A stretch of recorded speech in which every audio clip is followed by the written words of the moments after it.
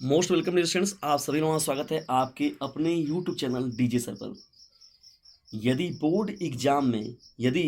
UP board exam में ना चाहते हो रोना तो डीजे सर चैनल के वीडियो को ना छोड़ना।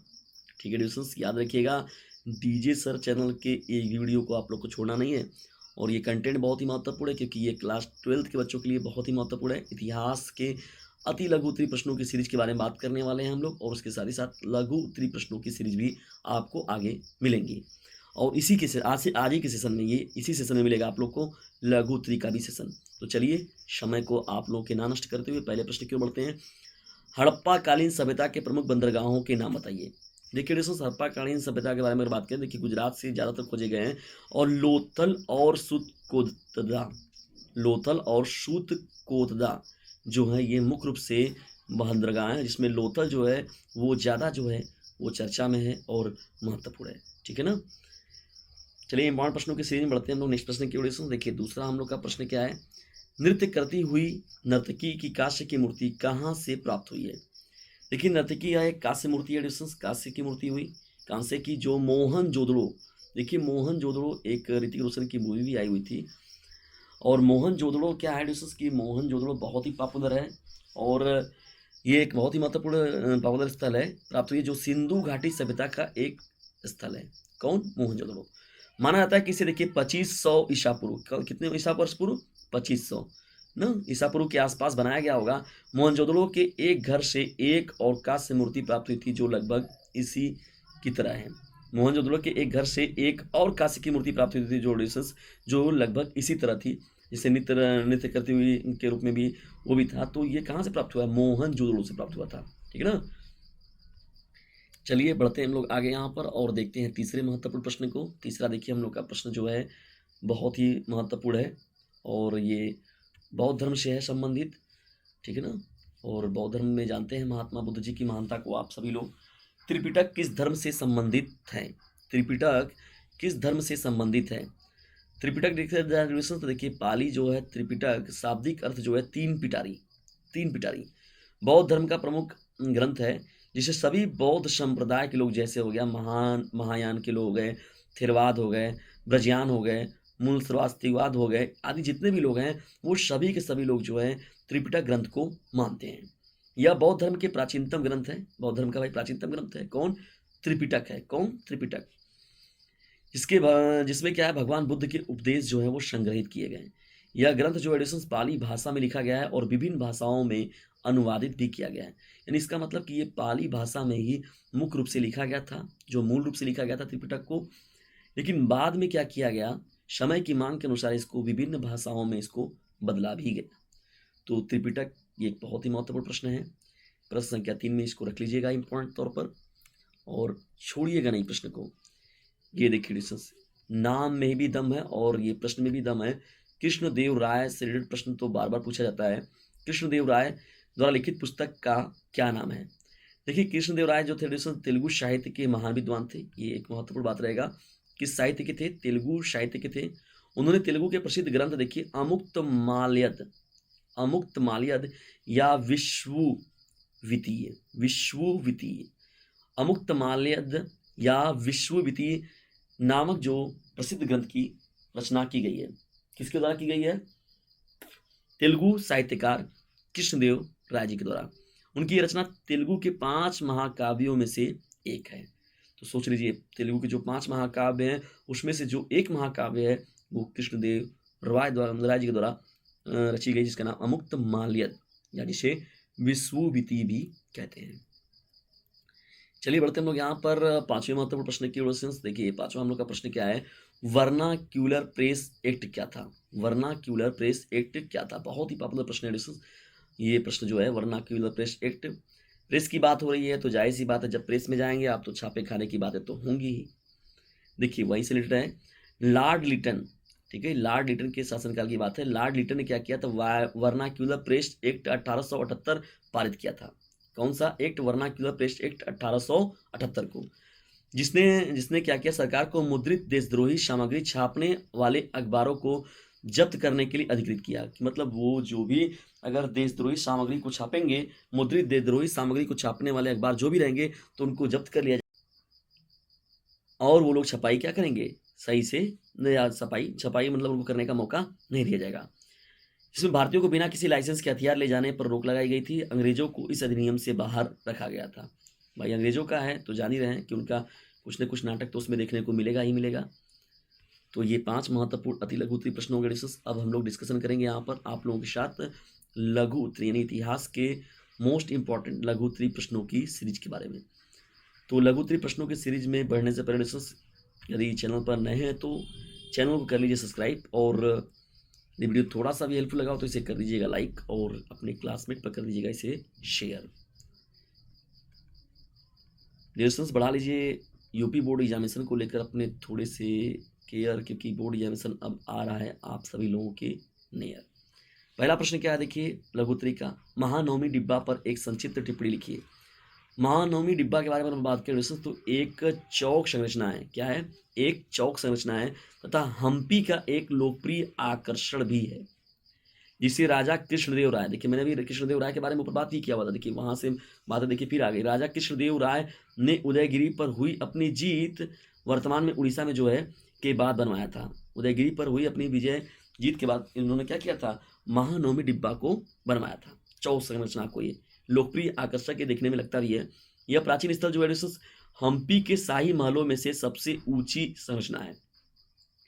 जो हम्पी के शाही महल हैं उसमें ये सबसे ऊंची संरचना है, और अपनी ऊंचाई कारण इसे आसपास के स्थानों से बड़ी आसानी से लोग देख भी लेते हैं। किसे, महानवमी डिब्बा को। ये किसके द्वारा बनवाया गया था, राजा कृष्णदेव राय जी के द्वारा बनवाया गया था, ठीक है ना। और उदयगिरी पर विजय जब ये प्राप्त किए थे तब उसी के खुशी में ये बनवाया गया था ना। तो बड़े स्थानों देखा जा सकता है आसानी से इसे। अब चलिए बढ़ते हैं कबीर जी पर आते हैं हम लोग। कबीर जी से रिलेटेड प्रश्न देखा जाए को, कबीर की शिक्षाओं का संक्षिप्त वर्णन कीजिए। कबीर जी ने कोई औपचारिक शिक्षा नहीं ली, डिस्टेंस देखा जाए तो उन्हें एक बुनकर के रूप में प्रसिद्ध भी किया गया था, और उनकी कविताएं जो है रूपकों को बुनती हैं उनकी, जबकि उनका जो मन पूरी तरह से इस पेशे में नहीं था, वह सत्य की खोज के लिए एक आध्यात्मिक यात्रा पर थे, जो उनकी कविता में स्पष्ट रूप से प्रकट होती है। देखिए साखी शबद रामायणी, ये महत्वपूर्ण रूप से इनकी कृतियां हैं, और इनका एक परम चेला था जिनका नाम था रामदास। तो रामदास से ये बोलते थे, रामदास उनको क्या करता था, रिटेन करता था, लिखता था। तो शाकी शबद रामायणी, ठीक है, शाकी शबद रामायणी। और इसके जो लेखक के रूप में अगर देखा जाए तो इनके जो प्रमुख शिष्य कौन, रामदास। तो कबीर की शिक्षाओं का देखिए संक्षिप्त वर्णन हम देखें तो देखिए पहला जो महत्वपूर्ण इन्होंने बात किया हुआ था, उन्होंने बहुदेववाद तथा मूर्ति पूजा का खंडन किया था। बहुदेववाद और मूर्ति पूजा का इन्होंने खंडन किया। दूसरी महत्वपूर्ण बात देखिए उन्होंने क्या कहा कि उन्होंने जिक्र और इश्क के सूफी सिद्धांतों के प्रयोग द्वारा नाम सिमरन पर बल दिया, ठीक है ना। और तीसरा जो महत्वपूर्ण बात है देखिए, कबीर के अनुसार परम सत्य अथवा परमात्मा एक है, भले ही विभिन्न संप्रदायों के लोग उसे अलग अलग नामों से पुकारते हैं, लेकिन उनका मानना था कि परमात्मा जो है वो एक है। चौथी महत्वपूर्ण बात देखिए उन्होंने क्या जोड़ा था, उन्होंने परमात्मा को निराकार बताया था, ठीक है ना। सतोगुणी और जिसे निराकार के रूप में इन्होंने क्या किया, बात किया हुआ था, साकार रूप और निराकार रूप। तो इन्होंने निराकार रूप पर जो है महत्वपूर्ण रूप से बल दिया था। दीन ए इलाही से आप क्या समझते हैं, प्रश्न बहुत ही महत्वपूर्ण है। ये लघु उत्तरीय का तीसरा महत्वपूर्ण प्रश्न, दीन ए इलाही से आप क्या समझते हैं। दीन ए इलाही डिक्लेरेशंस क्या था, यहाँ पर 1582 ईस्वी में मुगल सम्राट अकबर के द्वारा समरूप धर्म था। क्या था, समरूप धर्म। जैसे कहा था समरूप त्रिभुज नहीं देखते हैं आप लोग, कि त्रिभुज से जो त्रिभुज अनुपातिक होती हैं, जो कोड़े के उन कोड़ों को देखा जाए तो जो मिलता है, तो समरूप धर्म के रूप में था, जिसमें सभी धर्मों के जो मूल तत्व थे उनको शामिल किया गया था, जिसमें प्रमुखता से हिंदू और इस्लाम धर्म शामिल था। वो मतलब हिंदू एवं इस्लाम धर्म का एक तरीके से मिक्सिंग था, ठीक है ना। दीन ए इलाही धर्म, इनके अलावा देखिए पारसी, जैन एवं ईसाई धर्म के मूल विचारों को भी इसमें सम्मिलित किया गया था, तो उसे ही दीन ए इलाही धर्म कहा गया था। और दीन ए इलाही धर्म को देखिए इसको प्राप्त करने वाला या इसको ज्वाइन करने वाला जो पहले व्यक्ति थे कौन थे, बीरबल जी थे। कौन थे, बीरबल। और बीरबल को जानते ही आप लोग, बहुत ही महत्वपूर्ण, और अकबर के कितने करीब थे। महेश दास की बात होती है ना, तो ये महत्वपूर्ण रहेगा। तो पहले यानी दीन ए इलाही धर्म को अपनाने वाले जो पहले व्यक्ति थे वो बीरबल थे। तो ये प्रश्न आप लोग का तीसरा हो जाएगा डिस्टेंस। और यहाँ पर देखिए एक नंबर दिख रहा है आप लोग को, जाइए फटाक से इस नंबर पर और व्हाट्सएप मैसेज करके ज्वाइन हो जाइए, और मोस्ट इम्पॉर्टेंट व्यवस्थाओं का भी लाभ उठाइए। 950 285 7 के साथ, ठीक है। तो इस नंबर को डिस्टेंस खुद भी लाभ उठाइए और दूसरों को भी इस नंबर से लाभान्वित जरूर कीजिएगा। और डीजे सर का कहना है पढ़ने के साथ ही साथ इस चैनल का लिंक जो है उसे अपने क्लासमेट पर शेयर करते रहना है। अशोक का धम्म क्या था? चौथा मोस्ट इंपॉर्टेंट प्रश्न, मोस्ट इंपॉर्टेंट प्रश्न, न छोड़ने वाला प्रश्न, अशोक का धम्म क्या था? देखिए, धम्म के बारे में अगर बात करें तो संस्कृत में देखा जाए तो धर्म ही है। धर्म यानी अशोक के धम्म की बात करें अगर हम तो देखा जाए तो एक तरीके से अशोक के धर्म की बात कर रहे हैं। यहाँ अशोक ने अपने सम्राट अशोक ने अपने किस प्रकार से किस धर्म को उन्होंने प्रमुखता दी हुई थी कि किस तरीके से आप लोग को करना है, किन आदर्शों पर चलना है। सम्राट अशोक ने कहा कि प्रत्येक मनुष्य को अपने माता पिता की सेवा करनी चाहिए। क्या करनी चाहिए? माता पिता की सेवा करनी चाहिए। शिक्षकों का सम्मान करना चाहिए, ठीक है। प्रत्येक मनुष्य को अपने माता पिता की सेवा करनी चाहिए, महत्वपूर्ण बात उन्होंने जोड़ा। शिक्षकों का सम्मान करना चाहिए और अहिंसा एवं सच्चाई का पालन करना चाहिए। अहिंसा और सच्चाई का पालन करना चाहिए। उन्होंने सभी मनुष्य से पशुवध और बलि से बचने के लिए कहा। उन्होंने जानवरों, नौकरों और कैदियों के साथ मानवीय व्यवहार न करने की बात कही। देखिए, उन्होंने जानवरों हो गए, नौकरों हो गए, कैदियों के साथ जो मानवीय व्यवहार न करने की मतलब कि देखा जाए जो चीज़ें उचित हों वही करने पर उन्होंने महत्वपूर्ण रूप से उन्होंने प्रमुखता से बल दिया, ठीक है ना। तो ये अशोक के धम्म की महत्वपूर्ण विचारधाराएं थी जो सम्राट अशोक के द्वारा की गई थी। और इसके अलावा भी बहुत बड़ी बातें थी, लेकिन यहाँ पर जैसे हम लोग डिस्कस जिस प्रकार से कर रहे हैं आप लोग को इतना पर्याप्त रहेगा, क्योंकि ये आप लोगों को लघु उत्तरी भी लिखना है। और पता चला किसी को अगर विस्तृत के रूप में लिखने लगे तो पता चला कि आप पेपर में तो बहुत पीछे रह जाएंगे। चौरी चौरा कांड पर टिप्पणी लिखिए। Most important edition, Chauri Chaura कांड। चौरी चौरा नामक देखिए एक्सप्रेस एक चलती भी है, चौरी चौरा एक्सप्रेस। चौरी चौरा जो कांड हुआ था वो उत्तर प्रदेश के गोरखपुर जिले का एक कस्बा है, ठीक है ना। उत्तर प्रदेश का गोरखपुर जिले में एक कस्बा है जिसका नाम है चौरी चौरा। तो यहाँ पर एक पुलिस चौकी को आग लगा दिया गया था भारतीय क्रांतिकारियों के द्वारा। इस शहर में 4 फरवरी 1922 को एक हिंसक घटना हुई जब किसानों की एक बड़ी भीड़ ने पुलिस थाने में आग लगा दी। इसमें लगभग 22 पुलिसकर्मियों और 3 नागरिकों की मौत हो गई। किसकी हुई थी मौत? 22 पुलिसकर्मियों और 3 नागरिकों की। 4 फरवरी 1922 को 1922 को हुआ भी था, 22 पुलिसकर्मी इसमें मरे भी थे।